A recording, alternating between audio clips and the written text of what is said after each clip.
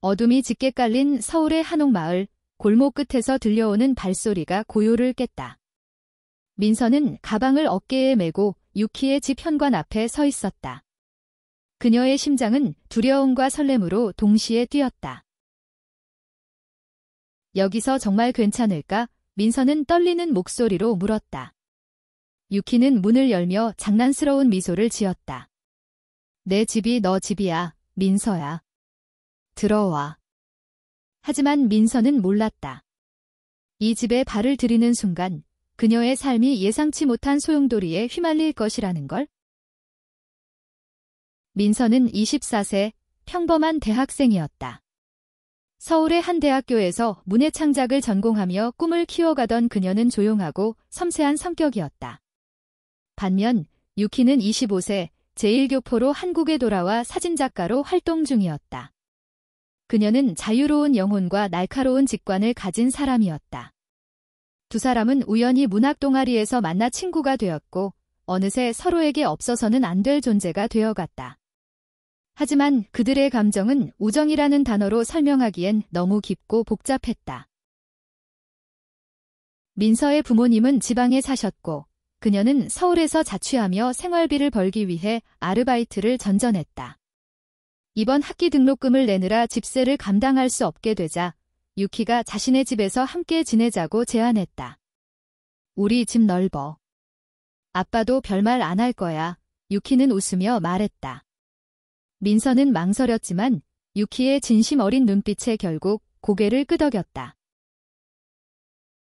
유키의 집은 한옥을 개조한 모던한 공간이었다. 나무 문을 열자 따뜻한 조명과 오래된 목재 냄새가 민서를 맞았다.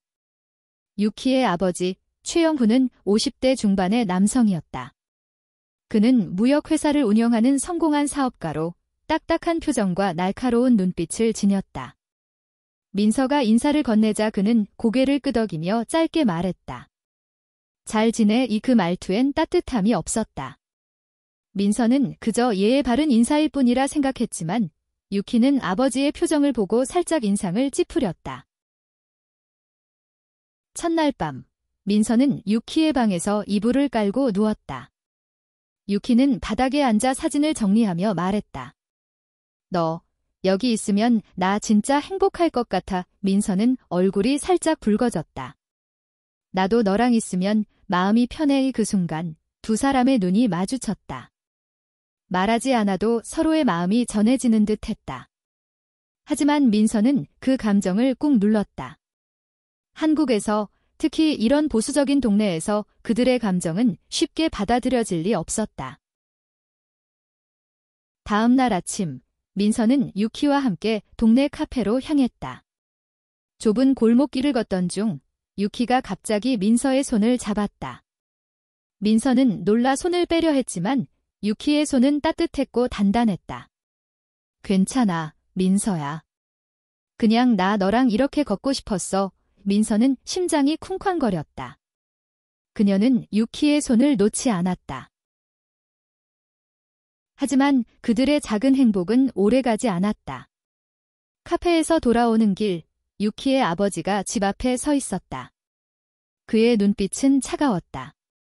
유키, 너희 둘이 뭐 하는 거지? 그의 목소리는 날카로웠다. 민서는 당황하며 고개를 숙였다. 유키는 아버지를 똑바로 바라보며 말했다. 그냥 친구랑 산책한 거예요. 뭐가 문제죠? 최영훈은 아무 말 없이 집 안으로 들어갔다. 하지만 민서는 그의 눈빛에서 불편한 기운을 느꼈다. 그날 밤, 민서는 유키의 방에서 잠을 이루지 못했다.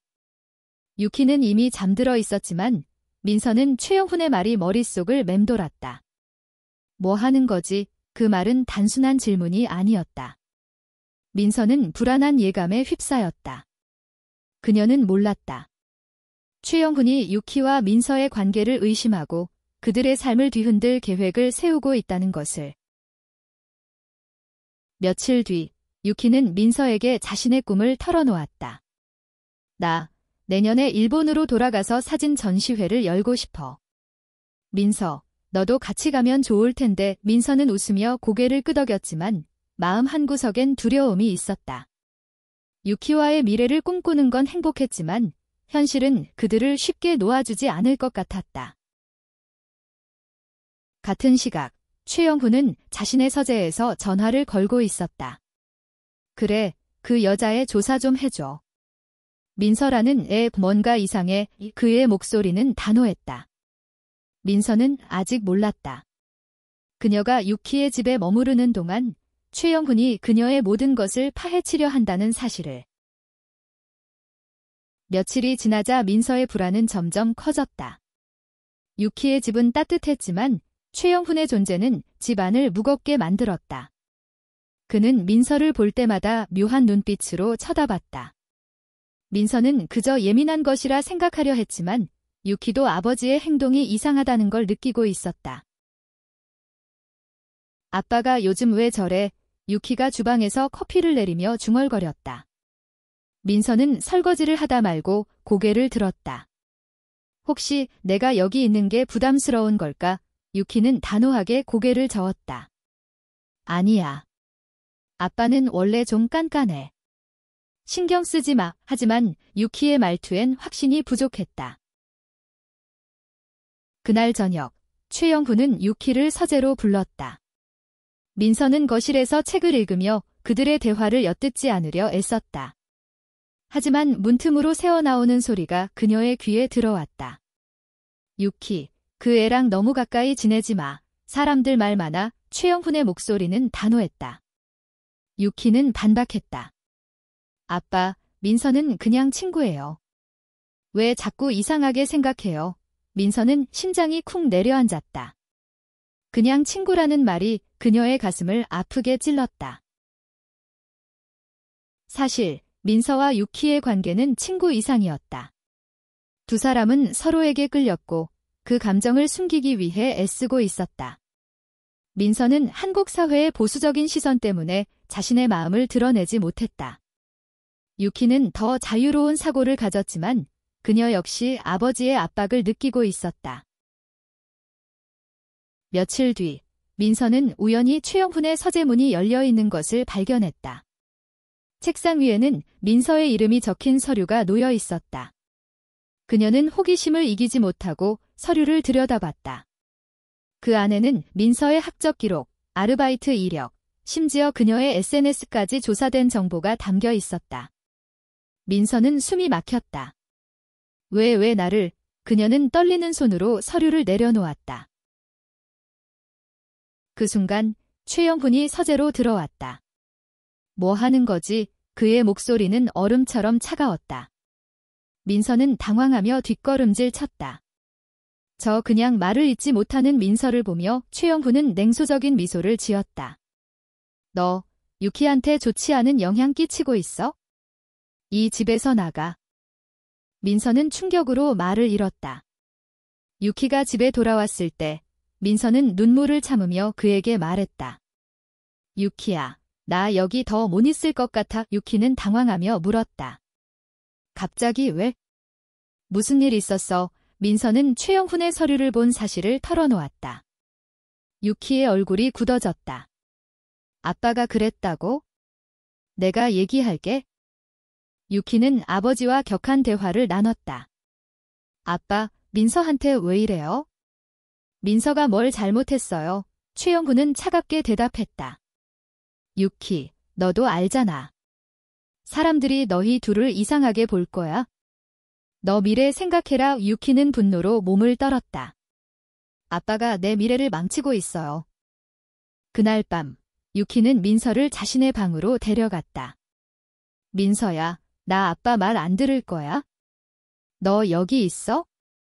나랑 같이. 민서는 눈물을 글썽이며 고개를 끄덕였다. 하지만 그녀는 알았다. 최영훈이 그들을 쉽게 놓아주지 않을 것이라는 걸. 며칠 뒤, 유키는 민서에게 자신의 비밀을 털어놓았다. 사실 나, 예전에 일본에서 여자랑 사귀었었어. 민서는 놀라면서도 안도감이 들었다. 유키의 솔직함은 그녀에게 용기를 주었다. 나도 너한테 끌리고 있어. 유키야의 두 사람은 서로의 손을 잡았다. 그 순간 그들의 마음은 하나가 되었다. 하지만 그들의 행복은 오래가지 않았다. 최영훈은 민서를 집에서 쫓아낼 계획을 세웠다. 그는 민서의 부모님에게 연락해 그녀가 서울에서 문제 있는 생활을 하고 있다고 전했다. 민서의 부모님은 즉시 서울로 올라오겠다고 했다. 민서는 이 사실을 알게 되자 절망에 빠졌다. 유키야, 나 이제 어떡해? 유키는 민서를 꼭 끌어안았다. 내가 너 지킬게. 우리 같이 이겨낼 거야. 하지만 최영훈의 계획은 이미 시작되고 있었다. 그는 유키를 일본으로 돌려보내고 민서를 지방으로 강제로 보낼 계획을 세웠다. 두 사람의 사랑은 이제 거대한 시련 앞에 놓여 있었다. 민서의 부모님이 서울에 도착한 날, 집안은 전쟁터 같았다. 민서의 어머니는 눈물을 흘리며 딸을 다그쳤다. 민서야, 도대체 무슨 짓을 한 거니? 사람들이 너를 어떻게 볼지 생각해봐. 민서는 고개를 숙인 채 아무 말도 하지 못했다. 유키는 옆에서 이를 악물고 있었다. 아줌마, 민서 잘못 없어요. 그냥 친구로 지내는 거예요. 하지만 민서의 어머니는 유키를 매섭게 노려봤다. 너 때문에 우리 민서가 이상해진 거야. 최영훈은 그 광경을 묵묵히 지켜보며 만족스러운 미소를 지었다. 그의 계획은 순조롭게 진행되고 있었다. 민서의 부모님은 그녀를 고향으로 데려가기로 결정했고 유키에게는 일본행 비행기 티켓을 준비했다. 유키, 너도 정신 차려. 이게 너희 둘 다를 위한 거야. 그는 냉정하게 말했다. 민서는 방에서 짐을 싸며 눈물을 흘렸다. 유키가 들어와 그녀를 끌어안았다. 민서야, 우리 포기하지 말자. 내가 방법 찾아볼게. 이민서는 떨리는 목소리로 말했다. 유키야, 나 무서워. 우리 이렇게 헤어지면 다시 못 볼까봐. 유키는 민서의 얼굴을 두 손으로 감싸며 말했다. 그럴 일 없어? 내가 약속할게. 하지만 현실은 그들의 의지보다 강했다. 민서의 부모님은 그녀를 차에 태워 고향으로 내려갔다. 유키는 집 앞에서 그들을 바라보며 주먹을 꽉 쥐었다. 최영훈이 다가와 말했다. 유키, 이제 그만해. 너도 알잖아. 이런 관계는 오래가지 않아. 유키는 아버지를 노려보며 말했다. 아빠, 내가 누굴 사랑하든 그건 내 선택이에요. 민서가 떠난 후 유키는 홀로 남겨졌다. 그녀는 민서와의 추억이 담긴 사진들을 보며 눈물을 흘렸다. 민서의 미소, 그녀의 따뜻한 손길, 그 모든 것이 유키의 가슴을 아프게 했다. 유키는 결심했다. 민서를 되찾기 위해 무엇이든 하겠다고. 한편 민서는 고향에 도착해 부모님의 감시 아래 지냈다. 그녀는 매일 밤 유키에게 문자를 보냈지만 답장은 오지 않았다. 최영훈이 유키의 전화기를 압수한 것이었다. 민서는 점점 절망에 빠졌다. 그녀는 유키와의 약속을 믿고 싶었지만 시간이 갈수록 그 믿음은 흔들렸다. 그러던 어느 날 민서는 우연히 유키가 보낸 편지를 발견했다. 편지는 민서의 부모님이 숨겨놓은 서랍 속에 있었다. 유키의 글씨는 떨리고 있었다. 민서야, 내가 널 찾을게. 어디에 있든 무슨 일이 있어도. 기다려줘. 민서는 그 편지를 읽으며 다시 용기를 얻었다. 민서는 부모님 몰래 서울로 돌아갈 계획을 세웠다. 그녀는 아르바이트로 모은 돈을 챙겨 밤늦게 집을 나섰다. 하지만 그녀가 서울로 가는 버스에 오르는 순간 최영훈의 부하가 그녀를 미행하고 있었다. 최영훈은 유키와 민서가 다시 만나는 것을 막기 위해 모든 수단을 동원하고 있었다. 유키는 한편으로 아버지의 계획을 알아챘다. 그녀는 최영훈의 서재에서 그의 전화 기록을 몰래 확인했다. 거기엔 민서의 부모님과 주고받은 메시지, 그리고 민서를 감시하라는 지시가 담겨 있었다. 유키는 분노로 몸을 떨었다. 아빠, 이게 뭐예요? 그녀는 최영훈을 다그쳤다. 그는 차갑게 대답했다. 너를 위해서야, 유키. 너 인생 망치고 싶지 않지? 유키는 더 이상 참을 수 없었다. 그녀는 아버지의 서재에서 민서의 주소를 알아내고 그녀를 찾기 위해 길을 나섰다. 하지만 최영훈은 이미 유키의 움직임을 예상하고 있었다. 그는 유키를 일본으로 강제로 보낼 준비를 마쳤다. 민서가 서울에 도착했을 때 그녀는 유키의 집으로 달려갔다. 하지만 집은 텅 비어 있었다. 유키는 이미 공항으로 끌려간 뒤였다. 민서는 절망 속에서 유키의 방에 남아있는 사진 한 장을 발견했다. 그건 두 사람이 한옥마을에서 손을 잡고 웃던 사진이었다. 민서는 그 사진을 가슴에 품고 눈물을 흘렸다. 민서는 유키의 집에서 홀로 서 있었다. 그녀의 손에 쥔 사진은 그녀의 마지막 희망 같았다. 유키가 공항으로 끌려갔다는 소식을 들은 민서는 망설일 틈도 없이 택시를 타고 인천공항으로 향했다. 차 안에서 그녀는 유키에게 전화를 걸었지만 여전히 연결되지 않았다. 민서의 심장은 터질 듯이 뛰었다. 제발, 유키야, 가기 전에 만나야 해. 공항에 도착한 민서는 사람들로 북적이는 터미널을 헤매며 유키를 찾았다. 그녀는 유키가 일본으로 떠나는 비행기가 곧 이륙할 거라는 걸 알았다.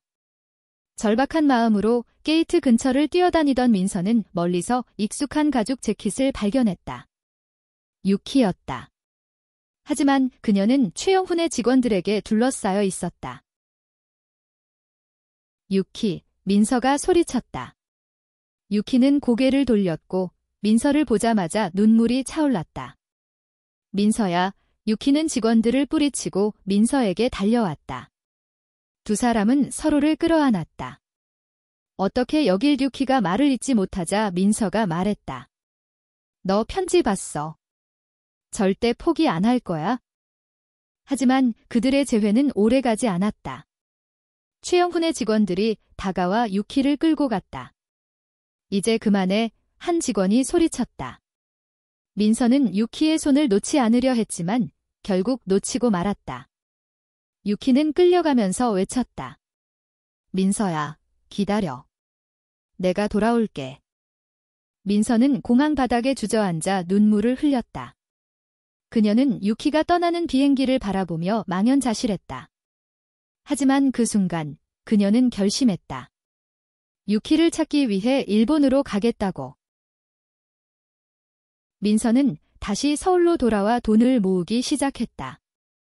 그녀는 낮에는 카페에서, 밤에는 편의점에서 일하며 일본행 비행기 표를 살 돈을 모았다. 그 과정에서 그녀는 자신의 마음을 더 깊이 이해하게 되었다. 유키를 사랑한다는 건 단순한 감정이 아니었다. 그것은 그녀의 삶을 바꾸는 힘이었다. 한편 유키는 일본에 도착해 아버지의 감시 아래 지냈다. 최영훈은 유키의 전화와 인터넷을 차단하고 그녀를 사진 스튜디오에 강제로 취직시켰다. 하지만 유키는 포기하지 않았다. 그녀는 스튜디오에서 몰래 민서에게 편지를 보냈다. 민서야, 나 여기 있어? 도쿄, 아사쿠사 근처. 제발 와줘. 민서는 그 편지를 받고 가슴이 뛰었다. 그녀는 마침내 비행기 표를 샀고 도쿄로 향했다. 하지만 일본에 도착한 순간 그녀는 낯선 환경에 압도당했다.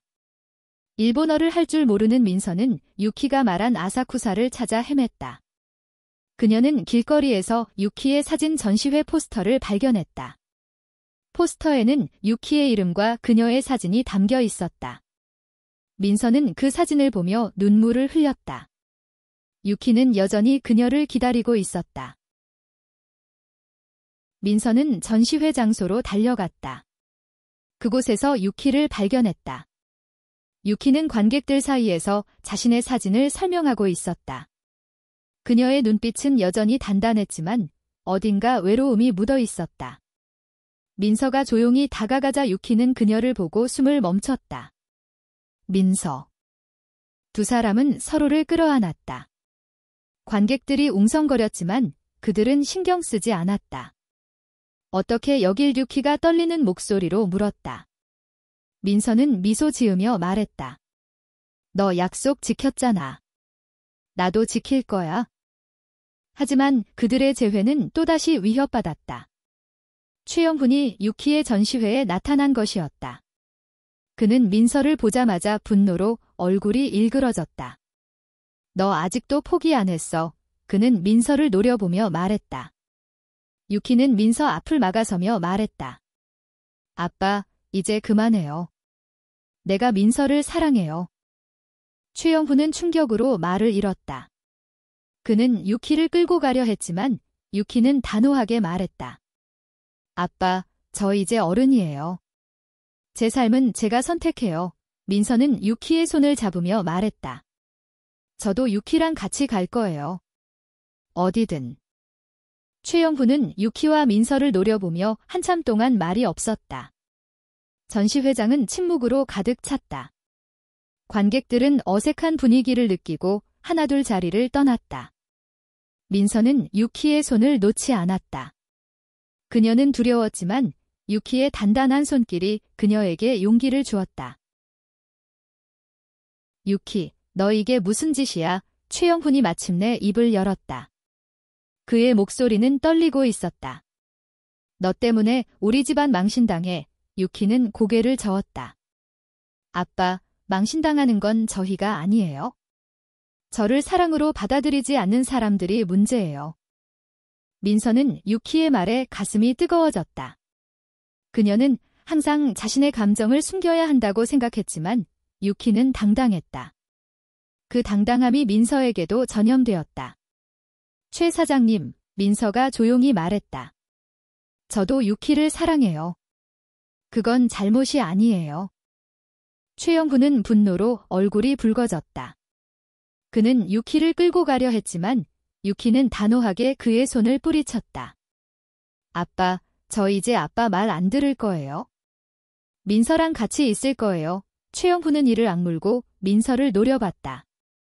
너 때문에 우리 딸이 망가졌어. 민서는 그 말에 상처받았지만 더 이상 물러서지 않았다. 저는 유키를 망가뜨리지 않았어요. 유키는 저한테 가장 소중한 사람이에요. 유키는 민서의 말을 듣고 눈물을 흘렸다. 그녀는 민서의 손을 더 세게 잡았다. 최영훈은 결국 물러났다. 그는 아무 말 없이 전시회장을 떠났다. 하지만 민서와 유키는 알았다. 그의 분노가 쉽게 가라앉지 않을 것이라는 걸. 전시회가 끝난 후 유키와 민서는 도쿄의 한 작은 카페로 향했다. 그들은 서로의 손을 잡고 앉아 있었다. 유키가 말했다. 민서야, 나 진짜 무서웠어. 아빠가 널 해칠까 봐. 민서는 미소 지으며 말했다. 나도 무서웠어. 근데 너만 있으면 다 이겨낼 수 있을 것 같아. 두 사람은 도쿄에서 새 삶을 시작하기로 했다. 유키는 사진작가로, 민서는 글을 쓰며 서로를 응원했다. 하지만 그들의 앞길은 순탄치 않았다. 최영훈은 여전히 유키의 계좌를 동결시키고 그녀의 사진 활동을 방해하려 했다. 민서도 한국에 있는 부모님과의 관계가 완전히 끊어졌다. 그럼에도 불구하고 두 사람은 서로를 의지하며 버텼다. 그들은 도쿄의 작은 아파트에서 함께 살기 시작했다. 아침이면 유키가 커피를 내리고 민서가 아침 식사를 준비했다. 밤이면 두 사람은 서로의 꿈을 이야기하며 웃었다. 그들의 사랑은 사회의 편견과 가족의 반대를 이겨내는 힘이었다. 하지만 최영훈은 포기하지 않았다. 그는 유키의 전시회를 방해하기 위해 사람을 보냈다. 유키의 사진이 훼손되고 전시회가 취소되는 일까지 벌어졌다. 유키는 좌절했지만 민서는 그녀를 다독였다. 유키야, 내 사진은 누구도 뺏을 수 없어.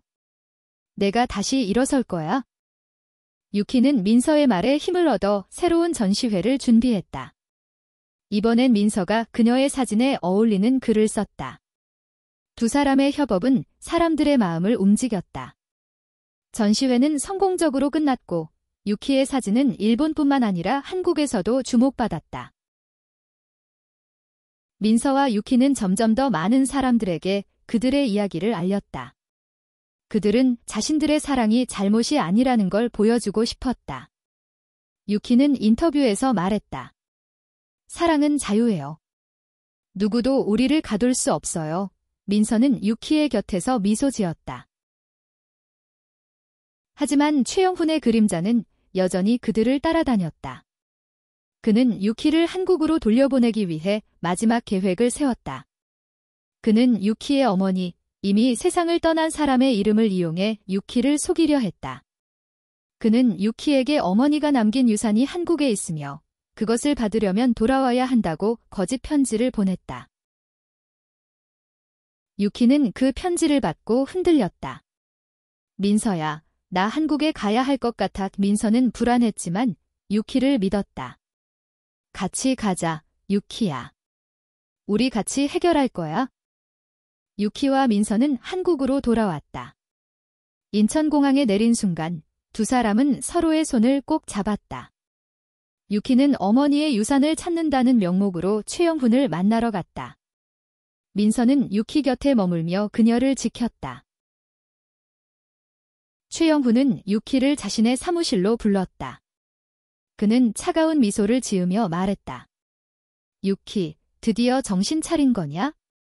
그 여자애랑 헤어지고 한국에서 새로 시작해. 유키는 단호하게 대답했다. 아빠, 저 민서랑 헤어지지 않을 거예요. 엄마 유산은 그냥 핑계죠? 최영훈의 얼굴이 굳어졌다. 그는 유키를 협박했다. 너 계속 이렇게 나오면 너도 민서도 이 사회에서 살아남기 힘들 거야. 하지만 유키는 물러서지 않았다. 아빠, 저는 제 행복을 선택했어요. 아빠가 받아들이든 말든 그건 제 삶이에요. 민서는 문 밖에서 그들의 대화를 듣고 있었다. 그녀는 유키의 단호한 목소리에 가슴이 뭉클했다. 민서는 더 이상 숨지 않기로 했다. 그녀는 사무실로 들어가 최영훈 앞에 섰다. 최 사장님, 유키는 제 전부예요. 저희를 갈라놓을 수 없어요? 최영훈은 두 사람을 보며 한참 동안 말이 없었다. 그는 결국 한숨을 내쉬며 말했다. 너희가 이렇게까지 할 줄은 몰랐다. 그는 자리에서 일어나 방을 나갔다. 유키와 민서는 서로를 바라보며 미소 지었다. 그들은 비로소 자유를 느꼈다. 한국에 돌아온 두 사람은 새로운 삶을 시작했다. 유키는 서울에서 사진 스튜디오를 열었고 민서는 자신의 글을 출판하기 시작했다. 그들은 자신들의 이야기를 책으로 엮어 세상에 알렸다. 그들의 이야기는 많은 이들에게 용기를 주었다. 하지만 사회의 편견은 여전히 그들을 괴롭혔다. 민서의 부모님은 여전히 그녀를 받아들이지 않았고 유키는 가끔씩 최영훈의 전화를 받았다. 그는 여전히 유키를 설득하려 했지만 유키는 단호했다. 아빠, 저 행복해요. 그걸로 충분해요. 민서와 유키는 서로의 곁에서 점점 더 강해졌다. 그들은 한옥마을의 작은 집에서 함께 살았다. 아침이면 함께 커피를 마시고 밤이면 서로의 꿈을 이야기했다. 그들의 사랑은 단순했지만 그 단순함 속에 깊은 힘이 있었다. 어느 날 유키는 민서에게 작은 상자를 건넸다.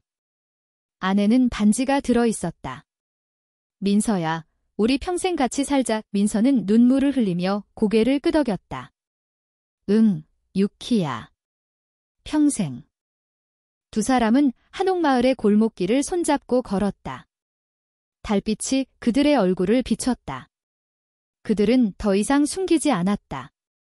그들의 사랑은 세상의 편견을 이겨낸 증거였다. 시간이 흘러 민서와 유키는 자신들의 삶을 단단히 꾸려갔다. 유키의 사진 스튜디오는 서울에서 유명해졌고 민서의 책은 베스트셀러가 되었다. 그들의 이야기는 한국뿐만 아니라 해외에서도 주목받았다. 두 사람은 자신들의 사랑을 당당히 드러내며 LGBT 커뮤니티를 위한 활동을 시작했다. 그들은 서울에서 열리는 프라이드 퍼레이드에 참여했다. 민서는 처음엔 두려웠지만 유키의 손을 잡고 군중 속을 걸으며 자유를 만끽했다. 유키야, 우리 이렇게까지 올 줄 몰랐어. 민서가 웃으며 말했다. 유키는 그녀의 손을 꼭 쥐며 말했다. 너랑 같이라면 어디든 갈 수 있어? 최영훈은 시간이 지나며 조금씩 변했다. 그는 유키의 성공을 보고 그녀의 행복을 인정하기 시작했다. 어느 날 그는 유키의 스튜디오를 방문했다.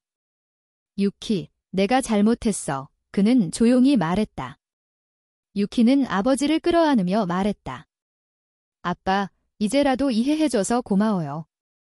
민서의 부모님은 여전히 그녀를 완전히 받아들이지 못했지만 민서는 그들을 설득하려 노력했다.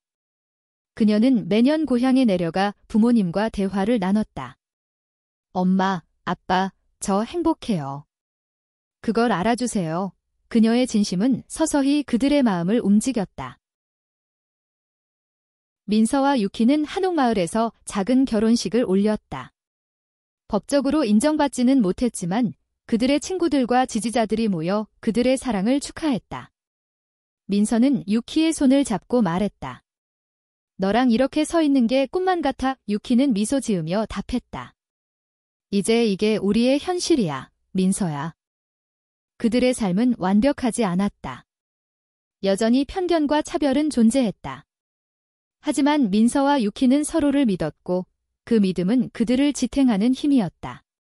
그들은 자신들의 사랑이 세상을 바꿀 수 있다고 믿었다.